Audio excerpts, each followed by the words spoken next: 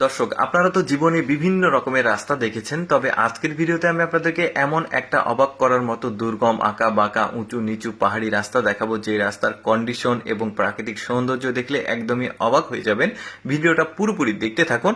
আর এই রাস্তার শেষের দিকে চমৎকার একটা সুন্দর জায়গা রয়েছে, ভিউ পয়েন্ট, যেখান থেকে প্রাকৃতিক সৌন্দর্যের একটা কমপ্লিট প্যাকেজ উপভোগ করা যায়।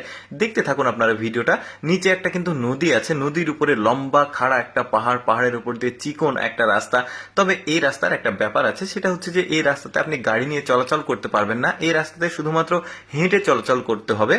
আর এই রাস্তা বলতে পারেন যে কেন নির্মাণ করা হয়েছে, দেখুন, কিছু মানুষ আছে যারা প্রাকৃতিক সৌন্দর্য উপভোগ করতে পছন্দ করে, পাহাড়ি অঞ্চলে ট্রেকিং করতে পছন্দ করে, তাদের জন্য এই রাস্তাটি। আর এই রাস্তাতে কিন্তু একটু পর পর কিছু ভিউ পয়েন্ট, কিছু রেস্ট নেওয়ার জায়গা, কিছু রিসোর্ট আছে। কোনো ট্যুরিস্ট যদি হাঁটতে হাঁটতে ক্লান্ত হয়ে যায়, সিঁড়ি বেয়ে চলাচল করতে গেলে ক্লান্ত হয়ে যায়, তারা ওই ধরনের রিসোর্টে বুকিং করে থাকে, পাশাপাশি যে ভিউ পয়েন্ট আছে সেখানে রেস্ট নেয়। আর এই রাস্তার নাম হচ্ছে থ্রি জর্জেস ড্রাগন বাক। এই রাস্তাটা চায়নাতে অবস্থিত। দেখুন কতটা খাড়া উঁচু একটা জায়গাতে রাস্তাটাকে নির্মাণ করা হয়েছে। রাস্তাগুলো একদমই দুর্গম পাহাড়টা, আর এখানে তারা রাস্তা নির্মাণ করেছে। চায়নারা আসলে পারে না এমন কোনো জিনিস নাই, বলতে গেলে এটাই বলা যায়। দেখুন কতটা বাঁক রয়েছে। আর এই যে দেখতে পাচ্ছেন কালারফুল যে বিল্ডিং গুলো দেখা যাচ্ছে, এগুলো হচ্ছে রিসোর্ট। অর্থাৎ আপনি যদি ক্লান্ত হয়ে যান, আপনার রাত্রি যাপন করতে হয়, এমন একটা সুন্দর জায়গায় আপনি এখানে থাকতে পারবেন। পাশাপাশি সামনে একটা 3 স্টার মানের হোটেল রয়েছে একদম রাস্তার শেষের দিকে, ওইটাও চমৎকার একটা জায়গা, ওইটাও দেখাবো আপনাদেরকে। নদীটা দেখতে পেলেন, বেশ দারুণ। কিন্তু দেখুন এখানে প্রচন্ড বাঁক রয়েছে, কতটা খাড়া রাস্তাটা। মানে এর আগেও কিন্তু চায়নাদের নির্মিত বিভিন্ন আমি স্থাপনা দেখিয়েছি, তবে আজকে যেটা দেখাচ্ছি এটাও বেশ চমৎকার।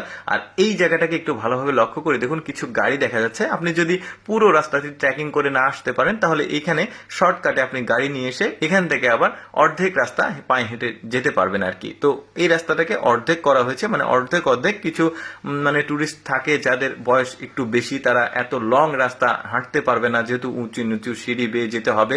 তবে তারা অর্ধেক রাস্তা এসে এখান থেকে গাড়িটা ওইখানে রেখে এখান থেকে আবার যেতে পারবে। বাচ্চাদের জন্য আবার খেলার জায়গা রয়েছে। ওভারঅল আমার কাছে বেশ চমৎকার লেগেছে। এখানে কিন্তু মোবাইলের টাওয়ারও রয়েছে, মানে আধুনিক সুযোগ সুবিধা সবকিছুই মোটামুটি এখানে আছে। তবে তেমন কোনো ব্যবসা প্রতিষ্ঠান এখানে নেই। কিছু কিছু মানে অস্থায়ী দোকানগুলো রয়েছে। যে রিসোর্ট গুলো দেখতে পাচ্ছেন একদম গাছের ফাঁকে ফাঁকে রয়েছে, বেশ চমৎকার।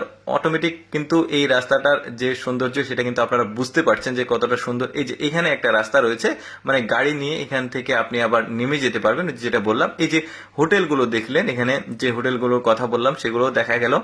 আর এই যে ভিউ পয়েন্ট দেখতে পাচ্ছেন, এটা এই রাস্তার শেষ প্রান্ত। এখান থেকে আপনি কিন্তু প্রাকৃতিক সৌন্দর্যের একটা কমপ্লিট প্যাকেজ সৌন্দর্য উপভোগ করতে পারবেন, যেটা দেখতে পাচ্ছেন আশেপাশের শহর, বিল্ডিং সবকিছু দেখতে পারবেন।